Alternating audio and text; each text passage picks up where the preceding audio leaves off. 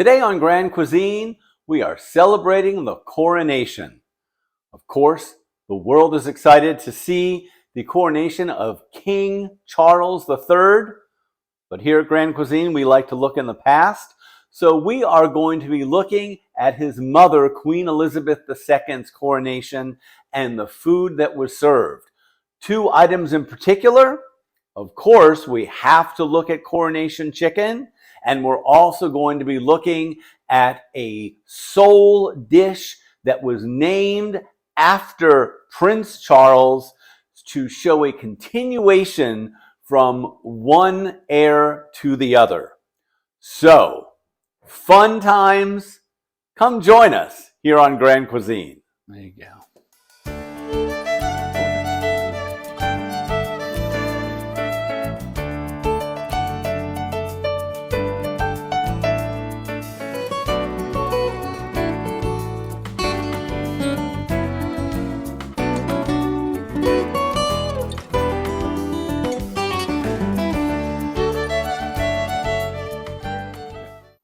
So let us first look at coronation chicken.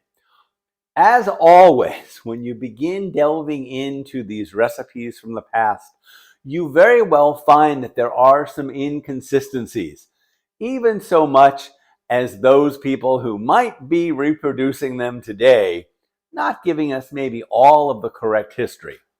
So I have tried very diligently to give you the correct information about this recipe.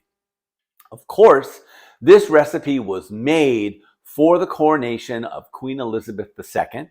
The coronation was held on June the 2nd, 1953. In fact, it was the first televised coronation ever, and almost every Brit sat and watched it. And the official item or menu item that was publicized was coronation chicken.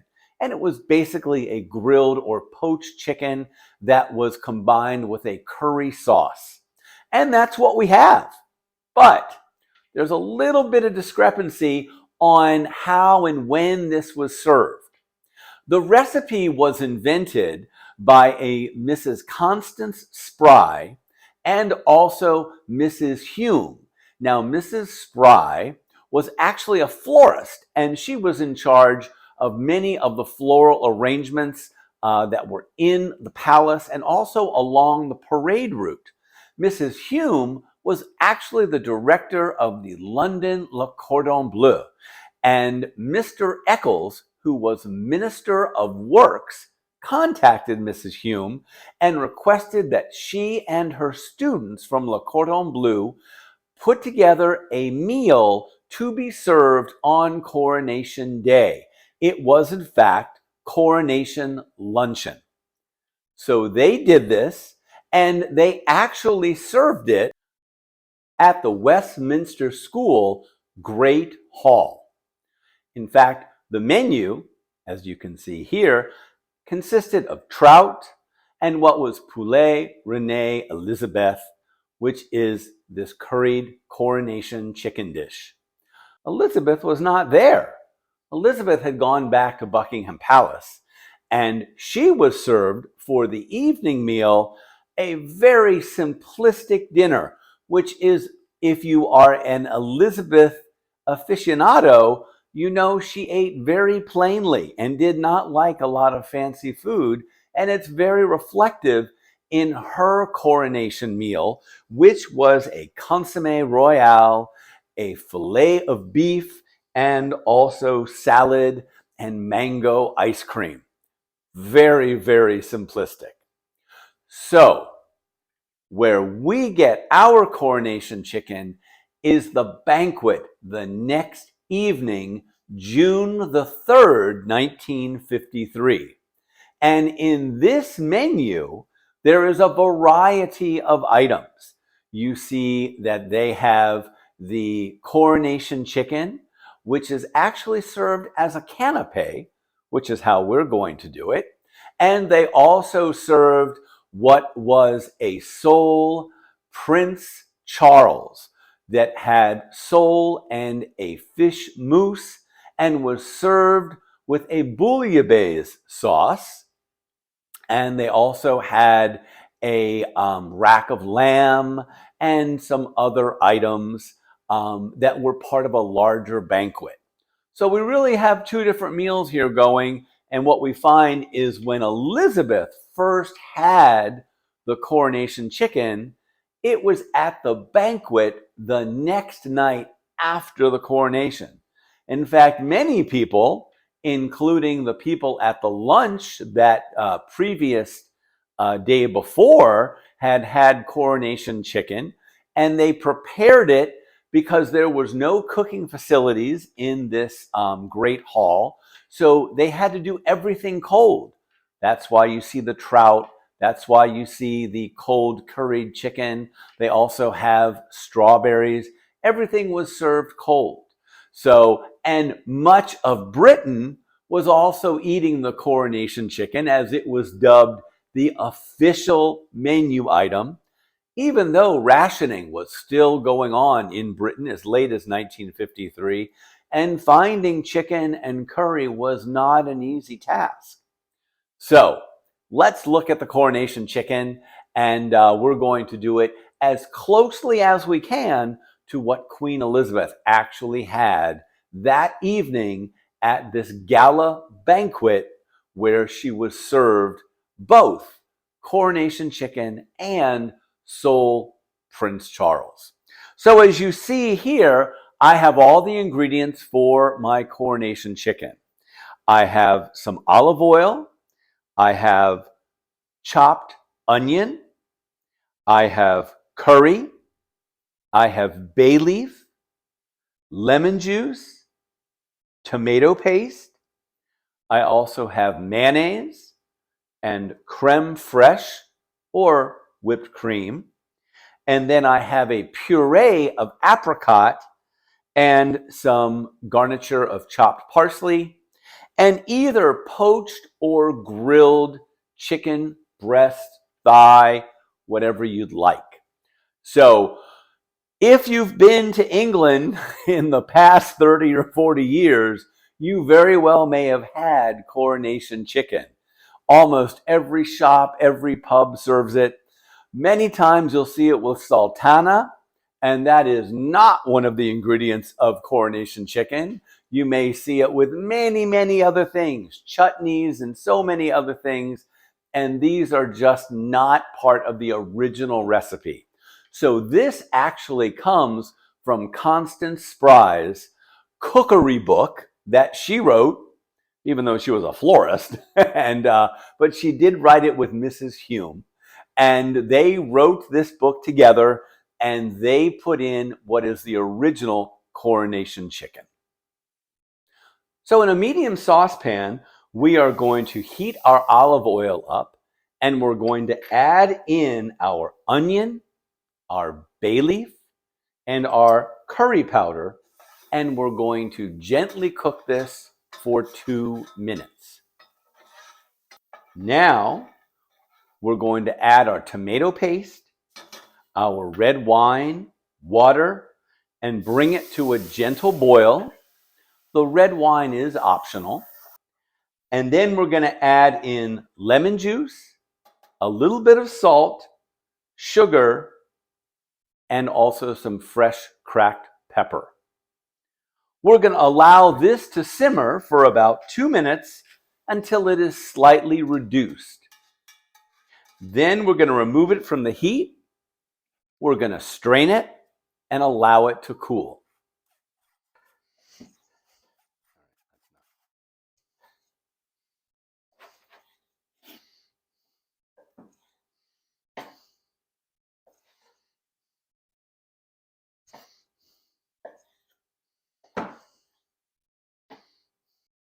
So now we have our final ingredients to put together for our coronation chicken. We have our curry sauce reduction. We have our creme fraiche, our mayonnaise, our puree of apricot, and then garnish of parsley. So I'm going to take my curry sauce reduction and I'm going to add my mayonnaise to it. And then I'm going to add in some creme fraiche. I'm going to stir that up.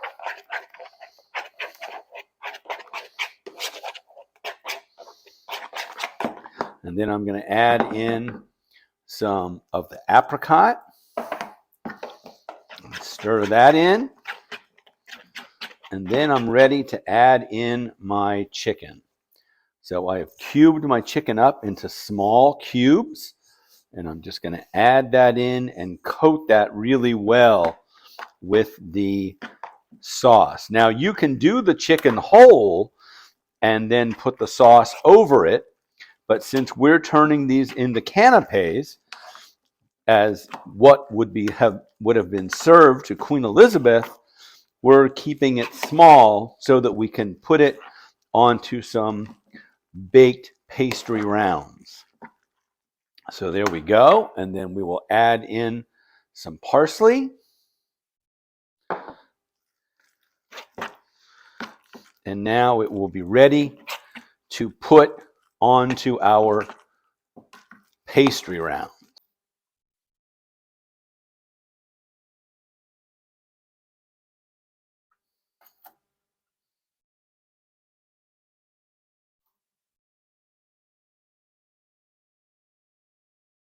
So now we're going to talk about Delice de Sole Prince Charles, which was a poached fish with a mousse that most likely was made of fish, although the menu that has been duplicated for this state dinner declared it was a shellfish mousse.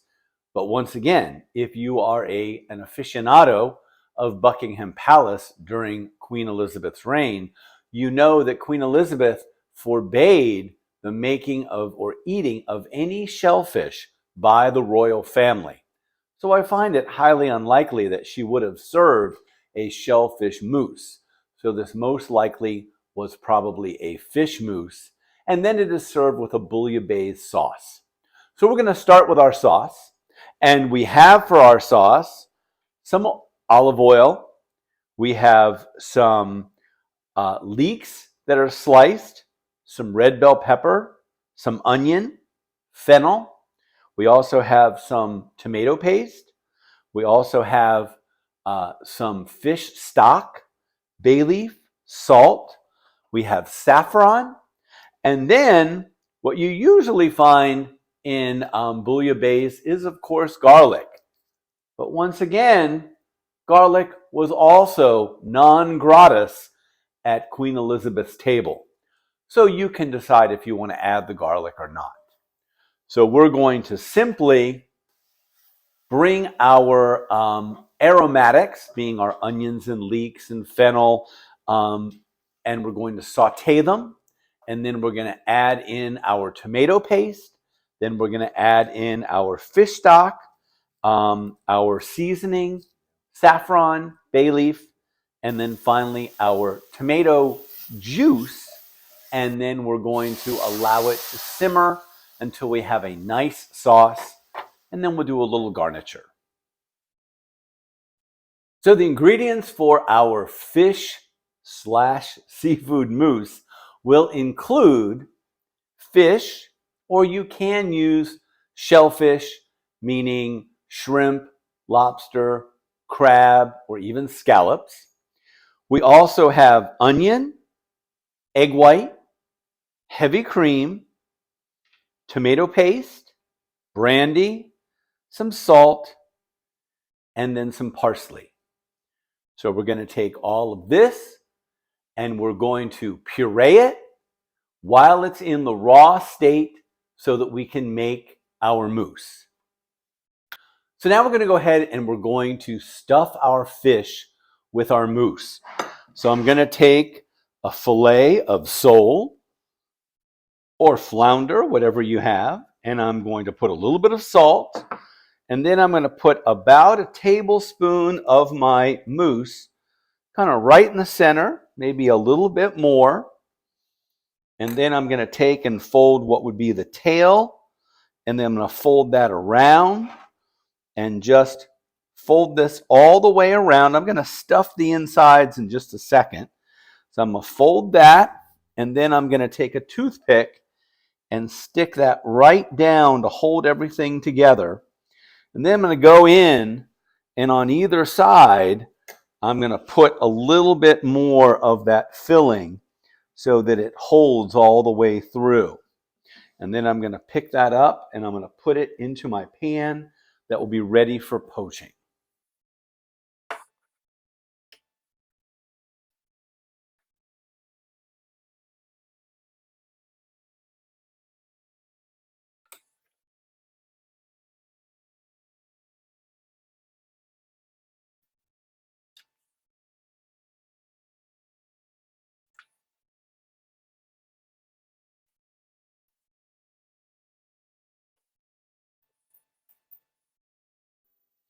So now we have added our fish to our pan. We have added our poaching liquid, which is a combination of white wine, fish stock, water, lemons, some onion and some parsley, bay leaf, and we're going to allow this to poach or simmer very, very gently, about 160 to 180 degrees. And we're going to poach this until our fish are completely cooked through. It will take about 15-20 minutes at the most. So very, very slow cooking. So let's go ahead and let's put our Délices de Sole Prince Charles together. Our sole is ready, and I'm going to take it out of our poaching liquid, and I'm going to remove the toothpick, just like that. And then I'm going to take our bouillabaisse that we have strained, and I'm going to do just a thin layer right around our poached sole. And then I'm going to take just a little bit of garniture of some peppers and some squash, courgette, and then just a little bit of parsley on top. And there is our fish course. Go for our fantastic banquet gala meal in honor of the coronation of Queen Elizabeth II. So let's go ahead and let's taste our two items. First, we have our fish, and we're just going to cut right into that. Oh, it's got just a beautiful, beautiful center. And we have our wonderful bouillabaisse.